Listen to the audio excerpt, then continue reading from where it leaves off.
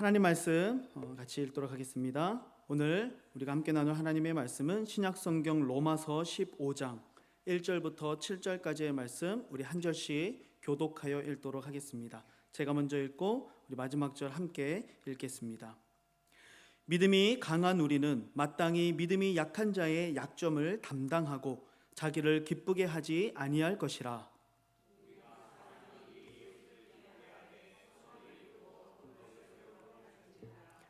그리스도께서도 자기를 기쁘게 하지 아니하셨나니 기록된 바 주를 비방하는 자들의 비방이 내게 미쳤나이다 함과 같으니라.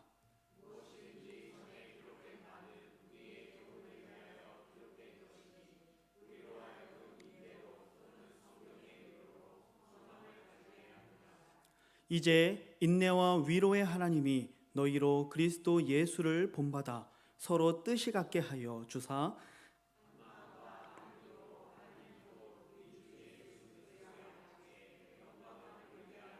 함께 있습니다. 그러므로 그리스도께서 우리를 받아 하나님께 영광을 돌리심과 같이 너희도 서로 받으라. 아멘. 우리 옆에 있는 성도님들과 한번 인사 나누겠습니다. 사랑하고 축복합니다.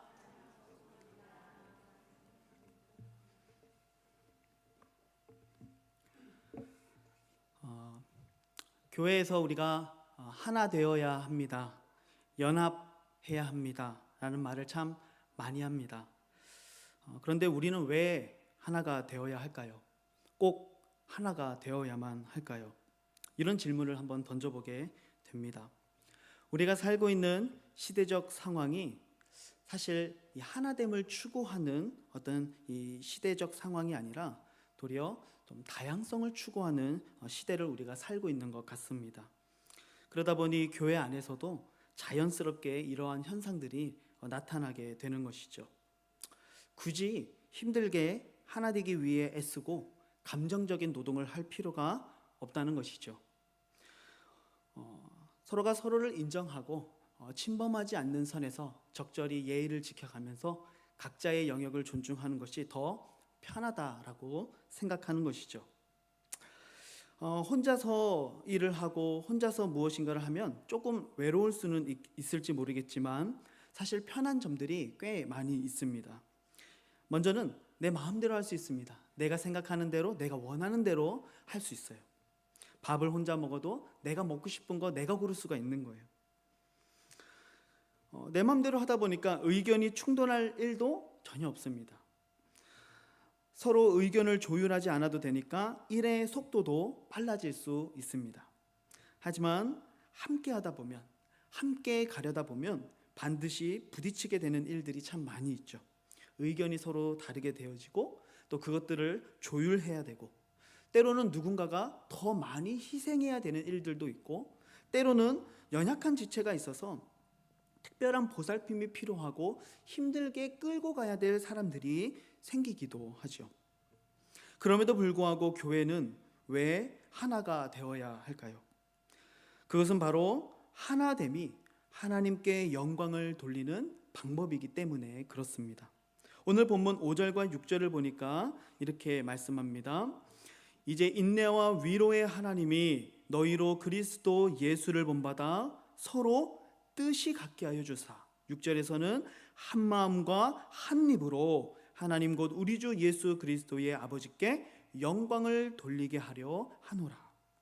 뭐라고 말씀합니까?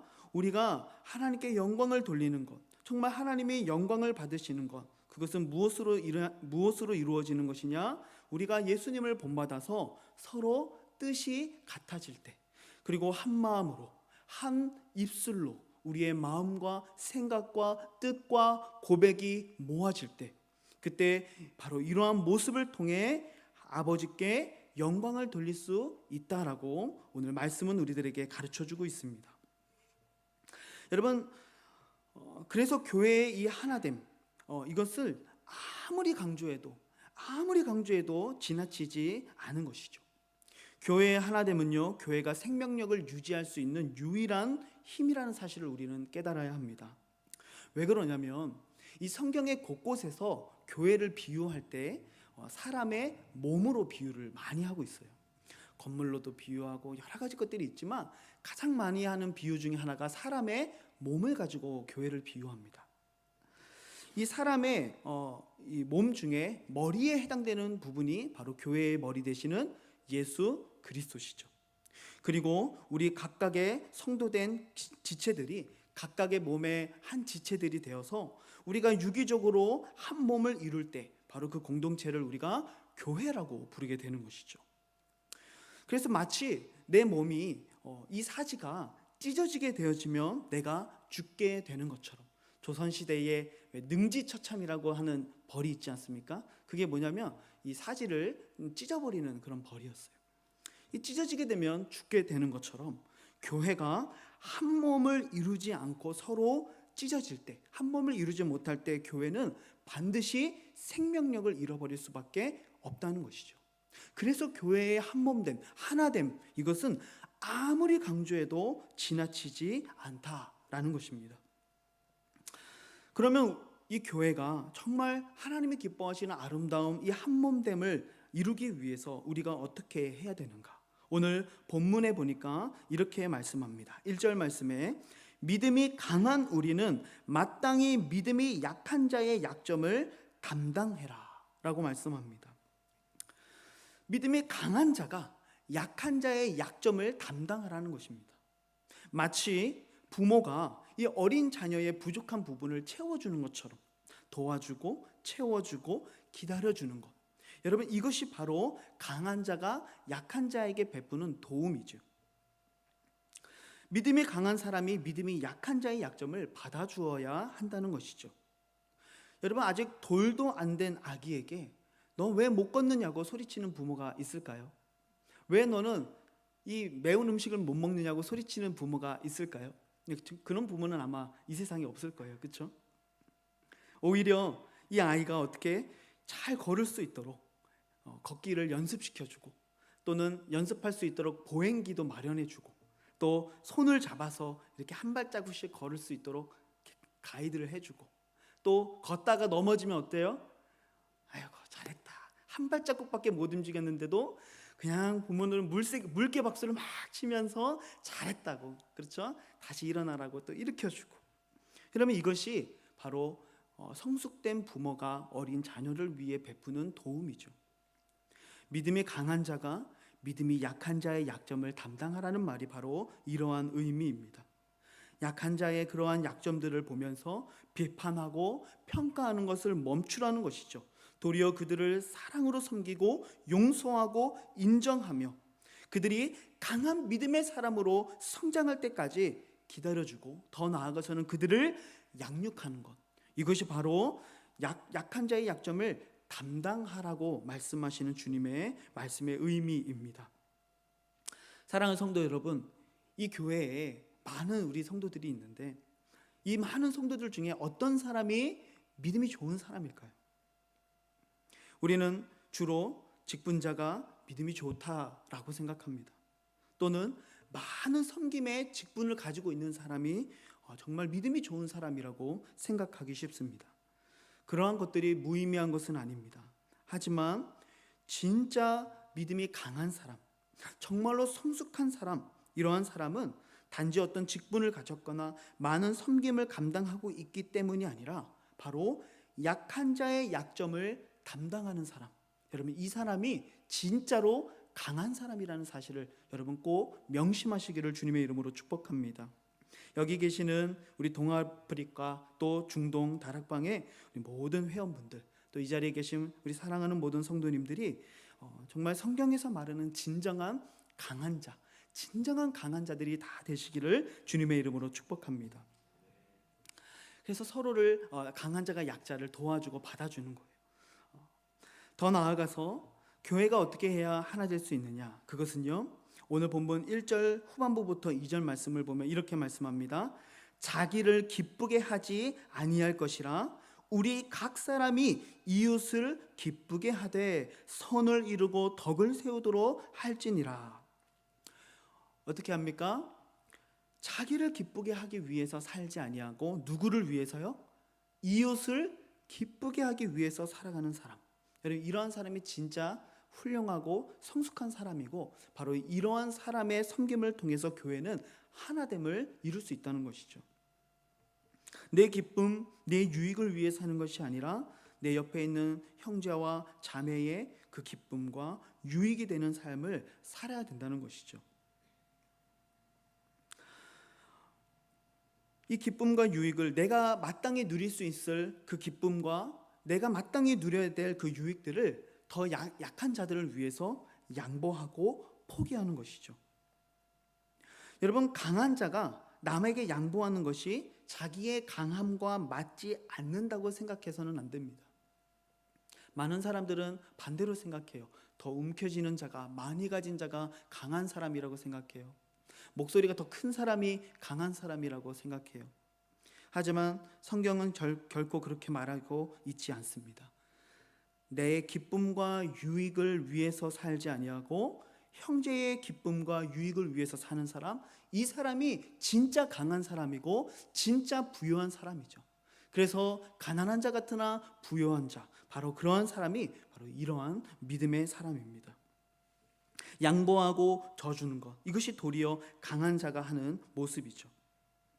여러분, 양보하며 또 져주는 사람에게서만 느낄 수 있는 진정한 힘, 진정한 강함이 있습니다. 그러한 사람 앞에 가면 자연스럽게 머리가 숙여지고 숙연해지고 존중하게 되어지고 그 사람의 권위를 인정하게 되어지고 그 사람의 말을 따르고 싶어지는 그 보이지 않는 아우라가 바로 져주고 양보해주는 사람에게 나타난다는 것이죠. 사도 바울은 우리들에게 자신의 기쁨을 위해서 살지 말고 이웃을 기쁘게 하는 삶을 요구하고 있습니다. 그러면서 그리스도께서 감당하신 그 비방, 사람들에게 받았던, 주님이 그 비방을 당하셨던 그 예수 그리스도의 삶을 우리가 본받아야 할 모델로 제시하고 있습니다. 본문 3절입니다. 그리스도께서도 자기를 기쁘게 하지 아니하셨나니 기록된 바 주를 비방하는 자들의 비방이 내게 미쳤다함과 같으니라. 바울은 여기서 시편의 말씀을 인용하면서 이미 메시아가 이 땅에 오셔서 많은 사람들에게 비방을 받게 될 것에 대해서 언급하고 있습니다. 이처럼 주님께서도 자기를 기쁘게 하려고 살지 아니하시고 도리어 자기가 비방받는 것을 기꺼이 감당하셨다는 것이죠. 만약 예수님이 단지 자기 자신만을 기쁘게 하시는 일을 하셨더라면 주님이 이 땅에 인간의 몸으로 오셨을 리가 없죠. 왜 하나님이신 그분이, 무한한 영광과 권능을 가지신 그분이 왜 하찮은 인간의 몸을 입고 이 땅에 오시겠어요? 그럴 리가 없죠. 또한 더더욱 그가 죄인을 위해서 자기의 목숨을 내어주실 일은 더더욱 없는 것이죠. 예수께서 진정 자신의 기쁨과 유익을 위해서 살았다라면 온 인류의 죄를 담당한 화목제물로서 아버지를 아버지라고 부르지 못하고 아버지로부터 외면당하신 그 십자가 위에서의 고통을 감내하셨을 리가 절대로 없었겠죠. 하지만 예수님은 자신을 기쁘게 하고 자신의 만족을 위해 살지 않으셨어요. 도리어 우리를 죄에서 구원하시고 우리에게 주실 그 영원한 생명을 누리게 하실 그 기쁨을 바라보시면서 자신을 내어주신 것이죠. 그래서 히브리서 12장 2절에 보면 이렇게 말씀합니다. 믿음의 주요 또 온전하게 하시는 이인 예수를 바라보자. 그는 그 앞에 있는 기쁨을 위하여 십자가를 참으사 부끄러움을 개의치 아니하셨다. 뭐라고 말씀합니까? 그는 그 앞에 있는 기쁨을 위해서 십자가를 참으시고 부끄러움을 개의치 아니하셨다라고 말씀합니다. 자신의 기쁨을 위해서 살지 아니하고 우리 앞에 놓여 있는 그 영원한 생명과 우리에게 주실 그 축복을 바라보시면서 그 앞에 있는 기쁨을 위해서 예수님은 십자가를 참으시고 부끄러움을 개의치 아니하셨다라고 말씀하고 있는 것이죠. 이것이 바로 예수님이 생명을 나타나게 하고 구원을 이루는 유일한 방법입니다. 내가 죽고 남을 살리는 삶이죠. 그래서 예수님은 요한복음 12장 24절에서 이렇게 말씀하십니다. 한 알의 밀이 땅에 떨어져 죽지 아니하면 한 알 그대로 있고 죽으면 많은 열매를 맺는다. 사랑하는 성도 여러분, 예수님을 인격적으로 만나지 못한 사람, 여러분 이런 사람은요 기독교의 이 놀라운 신비를 절대로 이해할 수가 없어요. 죽어야만 생명이 살아난다는 사실을, 죽어야만 살아난다는 사실을, 져야만 승리한다는 사실을, 이 기독교의 너무나도 놀라운 신비를 예수님을 만나지 못한 사람은 절대로 이해할 수 없는 것이죠. 하지만 예수님을 만난 사람, 그래서 죽어야만 살고 져야만 승리한다는 이 기독교의 너무나도 놀라운 신비를 안 사람은요 양보하고 자신을 내어주고 도리어 져주는 그 삶을 비로소 실천할 수 있게 되는 것이죠. 그리고 바로 이러한 사람이 성경은 진정으로 강한 사람이다, 이 사람이 진짜 강한 사람이다라고 말씀하고 있습니다. 말씀을 우리가 다시 한번 여기까지 정리해 보면, 우리가 정말 교회를 잘 하나 되게 하기 위해서 첫째로 무엇을 해야 됩니까? 우리가 믿음이 강한 자가 믿음이 약한 자의 약점을 담당해 줘야 된다, 이렇게 말씀했어요. 두 번째는요, 내 자신의 기쁨을 위해서 살지 아니하고 이웃의 기쁨을 위해서 살아라.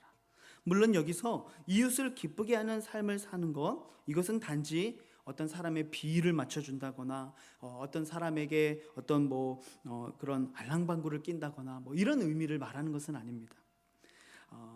본문 2절에 보니까 이렇게 말씀합니다. 각 사람의 이웃을 기쁘게 하되 어떻게 합니까? 선을 이루고 덕을 세우도록 해라.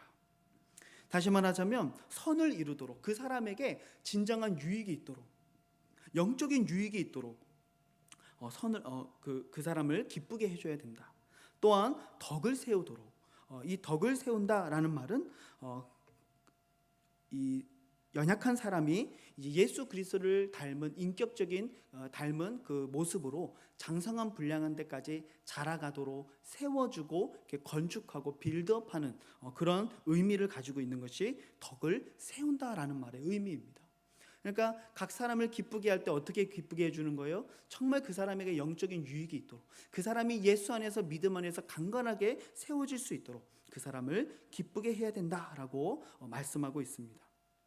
오늘 주님은 우리를 바로 이 거룩한 삶으로 연약한 자의 약점을 담당하고, 그리고 정말 그들을 기쁘게 하며 그들에게 선을 이루고 아름답게 덕을 세워갈 수 있도록 도와주는 바로 이러한 거룩한 삶으로 하나님은 우리를 부르고 계십니다. 여러분, 이 하나됨을 이루기 위해서는요 누군가 반드시 희생해야만 합니다. 누군가는 죽어야만 합니다. 누군가는 더 눈물을 흘려야 되고, 누군가는 더 땀방울을 흘려야 되고, 누군가가 더 많이 뛰어야 되고, 누군가 더 많이 아파해야 합니다. 하지만 그러면 거기에는 놀라운 생명의 샘솟음이 일어나게 되는 것이죠. 더 많이 포기해야만 합니다. 예전에 제가 어렸을 때 학교에서도 많이 불렀던 노래 중에 하나가 우리의 소원은 통일, 이런 노래였습니다. 아마 여기 계신 우리 저보다 연세가 더 많으신 분들은 아마 이 노래 참 많이 부르셨을 것 같아요. 그렇죠? 우리의 소원은 통일, 꿈에도 소원은 통일, 이 노래를 참 어렸을 때 많이 불렀었는데, 그래서 이 6.25 때만 되면 이 포스터를 막 그리면서 그 통일을 꿈꾸고 막 그런 이제 행사들이 많이 있었어요. 하지만 요즘 젊은이들에게 물어보면요 대부분의 우리 젊은이들이 통일을 원하지 않는다라고 이야기합니다. 여러분, 그 이유가 뭔지 아세요? 다른 것들이 아니고요, 지금 남한은 굉장히 부유하고 되게 잘 살고 있고, 하지만 반대로 북한은 어떻습니까? 너무나도 못 살고 있죠. 그런데 이러한 나라가 서로 통일되게 되면 어떻게 됩니까? 남한이, 우리가 잘 살고 있는 우리가 포기해야 되는 것들이 있고, 손해보는 것들이 있고, 우리가 똑같이 어려워질 수 있기 때문에 통일이 되지 않았으면 좋겠다, 이렇게 이야기하고 있습니다. 결국 이 희생을 감당하고 싶지 않다는 것이죠. 내가 누리고 있는 지금의 이 기쁨과 안락을 놓치고 싶지 않다는 것이죠. 하지만 이 남한이 국가적 희생을 감당해내지 않는다면 통일은 결코 이룰 수 없는 일이죠. 여러분, 이와 같이 믿음이 강한 자들이 믿음이 약한 자들의 약점을 담당하지 않으면, 우리가 우리 자신을 위해서 살지 않고 그들의 이웃의 연약한 자들을 위해서, 그들의 기쁨과 유익과 그들의 성장을 위해서 우리가 희생하지 않는다면 교회는 결코 하나됨을 이룰 수 없다는 것입니다. 그리고 교회가 하나됨을 이루지 못할 때 그 교회는 마치 몸이 찢어져 있는 몸과 같이 생명력을 잃어버린 몸일 수밖에 없다는 것이죠. 누군가를 위해 희생한다는 것, 여러분 결코 쉽지 않은 일입니다. 이기적으로 살고 남을 희생시켜서라도 내가 잘 되고 잘 먹고 편안하게 살려고 하는 삶, 여러분 그것이 인간이 가지고 있는 타락한 본성이죠. 하지만 우리는 이 타락한 본성을 이겨내야만 합니다. 싸워 승리해야만 합니다. 근데 그것은 내가 하는 것이 아니라 내 안에 계신 성령께서 하시는 일이죠. 그래서 사도 바울은 갈라디아서 5장 16절에서 이렇게 이야기합니다. 내가 이르노니 너희는 성령을 따라 행하라. 그리하면 육체의 욕심을 이루지 아니하리라. 무엇을 따라 행하라고요? 우리 안에 계셔서 우리를 인도하시고 우리를 위하여 말할 수 없는 탄식으로 기도하고 계시는 바로 그 성령을 따라서 행해라. 그리하면 육체의 욕심을 이루지 아니할 것이다. 사랑하는 성도 여러분, 이기적으로 살고 싶고 내가 더 잘 먹고 싶고 내가 더 편하고 싶고 내가 더 안락한 삶을 누리고 싶고 내가 더 영광을 받고 싶고 내가 더 인정을 받고 싶은 타락한 육체의 본성을 따라 살기를 거부하고 우리 안에 계신 성령께서 인도하시는 대로 성령을 따라 행하는 귀한 믿음의 삶이 되시기를 축복합니다. 그래서 약자의 약점을 담당하고 그들을 기쁘게 하기 위해서 나의 유익한 만족을 기꺼이 포기하는 진정한 강한 자들, 그들이 바로 여러분들이 되시기를 주님의 이름으로 축복합니다. 여러분, 우리가 한편으로 생각해 보면 포기한다는 거, 내가 죽는다는 거, 내가 내려놓는다는 거, 여러분 이런 삶을 생각해 보면 어쩌면 참 괴롭고 힘든 일일 것 같은 생각이 들죠.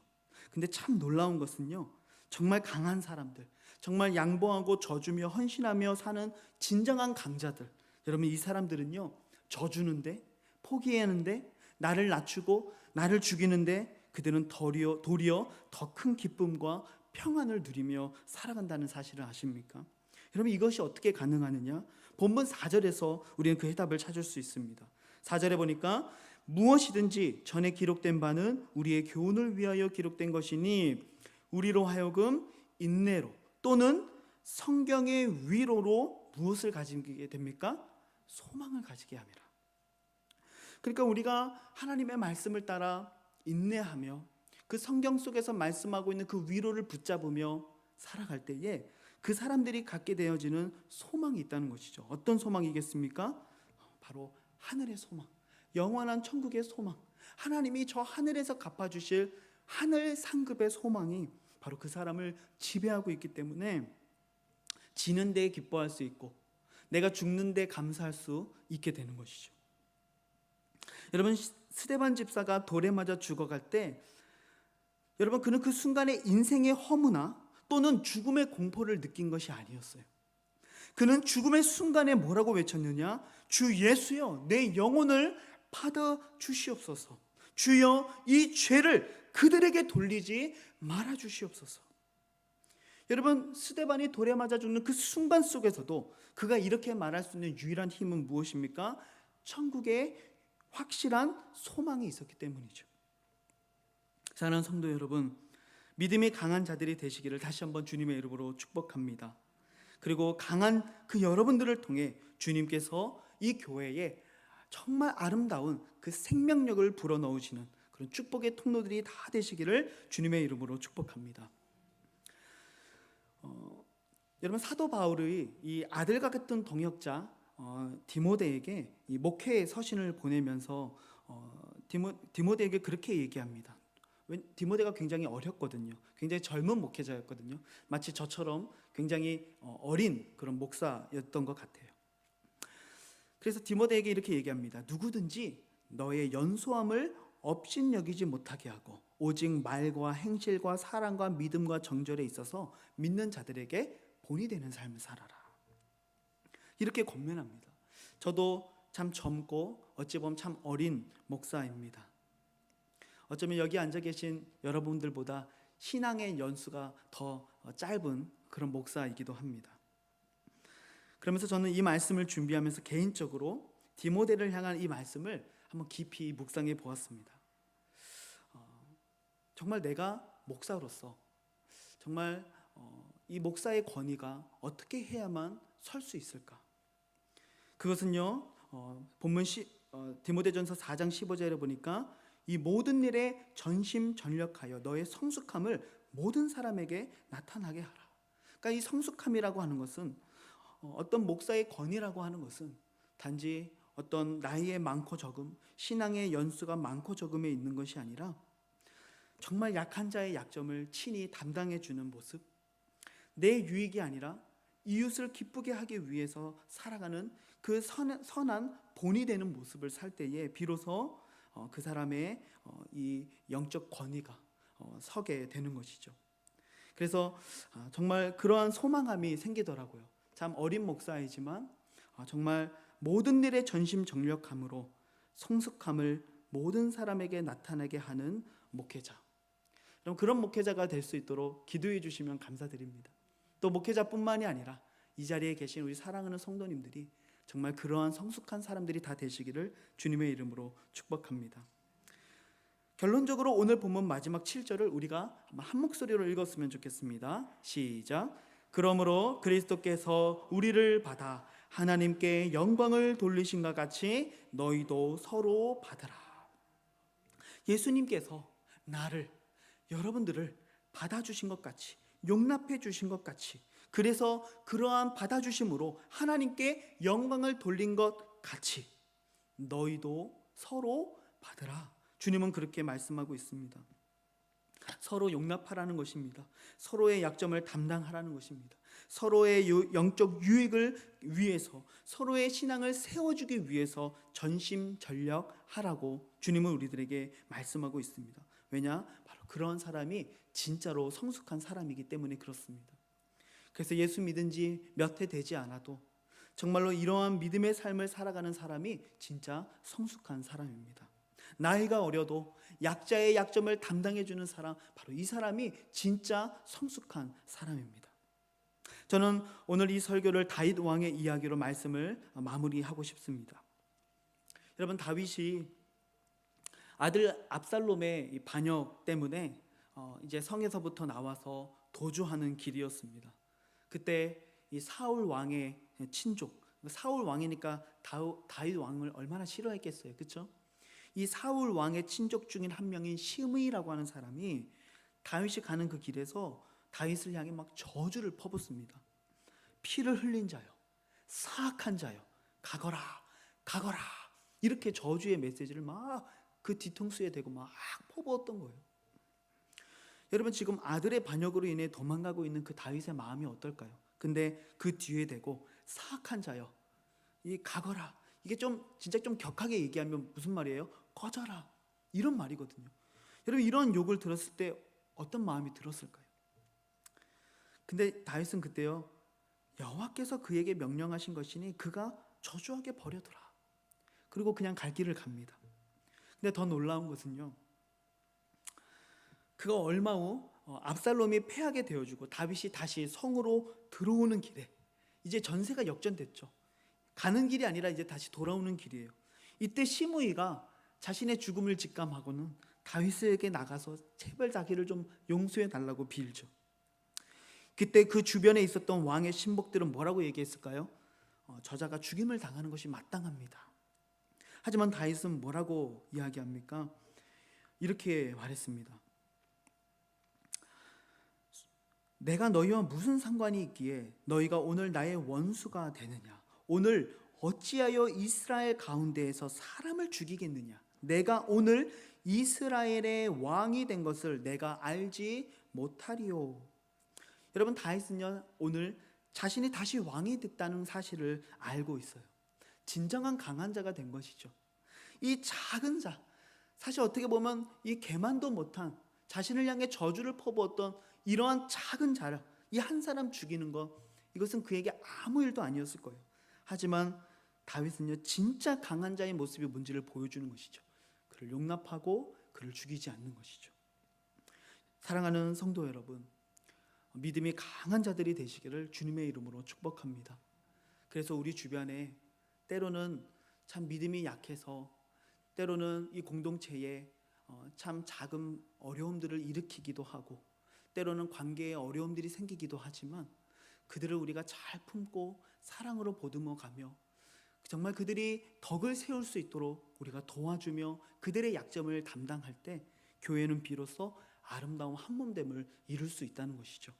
바로 여러분들이 그렇게 예수 그리스도께서 여러분들을 받아주셨던 것처럼 그들을 받아주시고 서로 받아주시고 그래서 그러한 삶을 통해 하나님께 영광을 돌리시는 그런 멋진 믿음의 삶이 되시기를 주님의 이름으로 축복합니다.